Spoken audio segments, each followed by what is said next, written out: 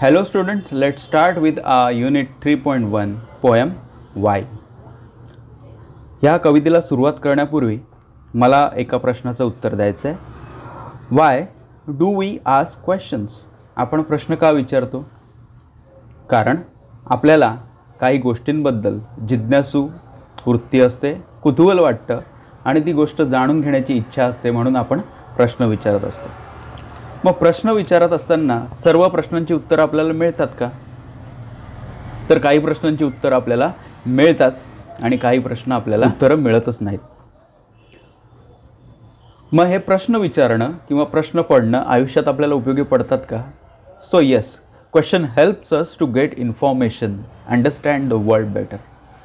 प्रश्न जर पडले तर त्याचं उत्तर आपल्याला कधी ना कधी मिळतं आणि आयुष्यात असे जर प्रश्न पडले तर आपल्याला माहिती मिळते की जग कसं आहे ते.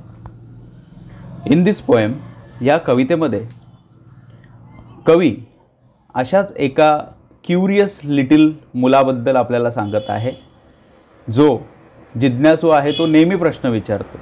The poet talks about curious little boy whom he knows. The boy was so curious that he constantly asked the question why.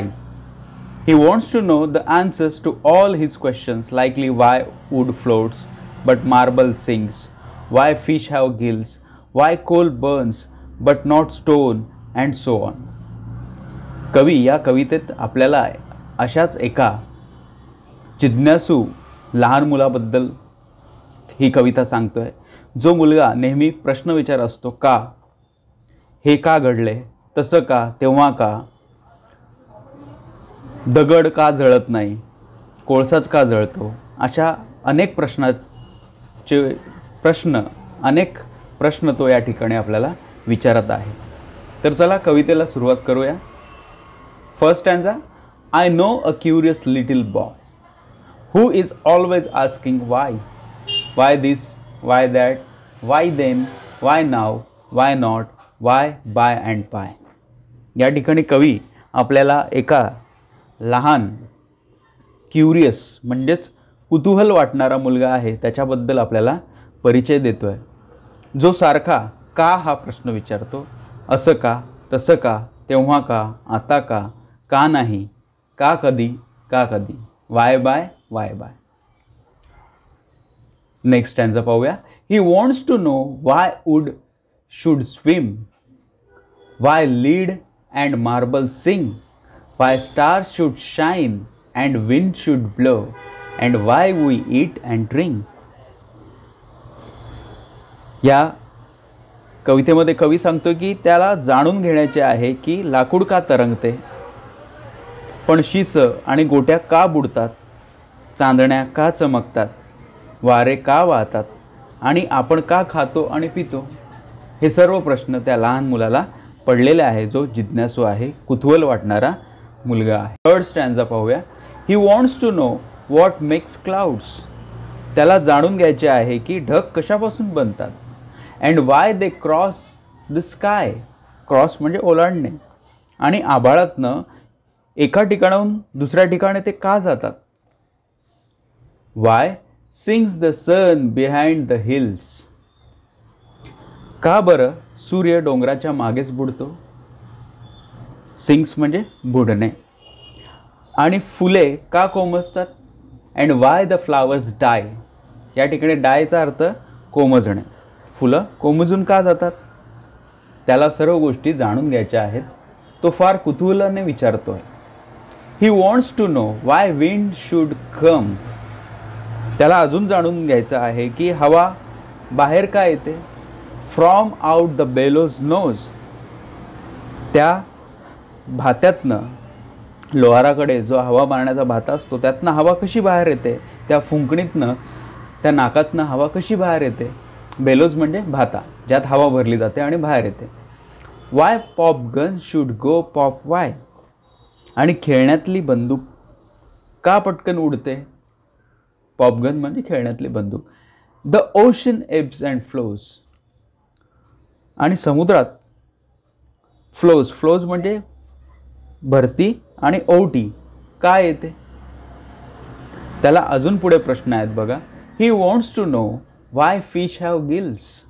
त्याला जाणून घ्यायचे आहे की माशांना श्वासेंद्रिय म्हणजे जे कल्ले असतात, गिल्स म्हणजे काय, कल्ले असतात, ते का आहेत.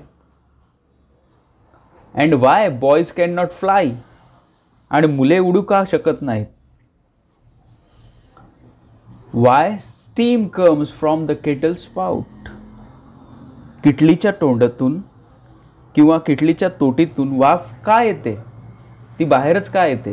केटल म्हणजे चहा ठेवण्याचं किंवा पाणी ठेवण्याचं एक साधन. स्टीम म्हणजे बाष्प. And rain falls from the sky. आणि पाऊस आकाशातूनच का बाहेर पडतो. He wants to know why coal should burn and not a bit of stone. त्याला जाणून घ्यायचे आहे की कोळसा का जळतो पण दगडाचा तुकडा का जळत नाही. How seeds get in Apple कॉर. त्याला अजून जाणून घ्यायचं आहे की सफरचंदाच्या ज्या बिया आहेत त्या अगदी आतमध्ये, कॉर म्हणजे आतमधला जो भाग आहे त्याच्यामध्ये कशा पोचतात. How seeds get in Apple कॉर. त्या आतील भागामध्ये त्या बिया कशा पोचतात. And marrow in bone.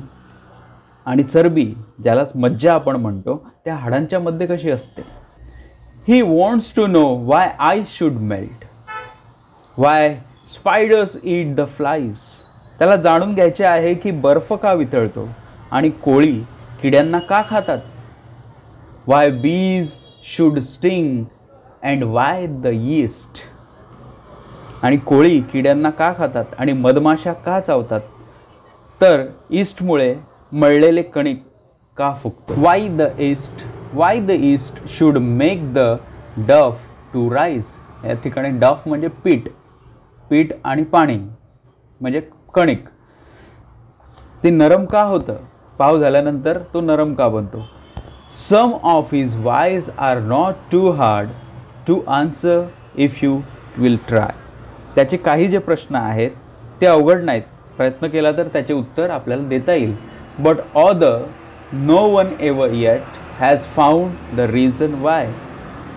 पण काहींची कोणी आजपर्यंत कारणे शोधू शकलेले नाहीत.